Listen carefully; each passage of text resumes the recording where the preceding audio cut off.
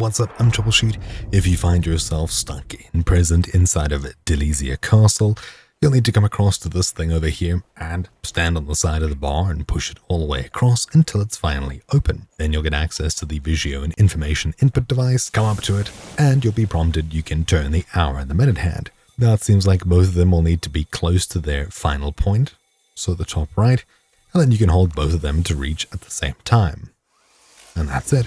One moves slower than the other, so you'll need to move them close towards the top right and then hold both of them at once. Have a look around.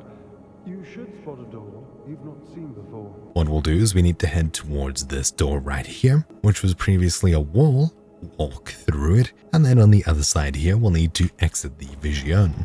This will place the wall back behind us, and we've now successfully escaped. In this next section here, we'll come and walk up. There's a cutscene. Also, just before you go, there's a Abyss artifact right up here, and I definitely recommend you pick up. Anyways, hopefully you found this video useful. Thank you for watching. Mine's been Troubleshoot. Grab the teleporter pad right here, and I'll see you all next time. Ciao.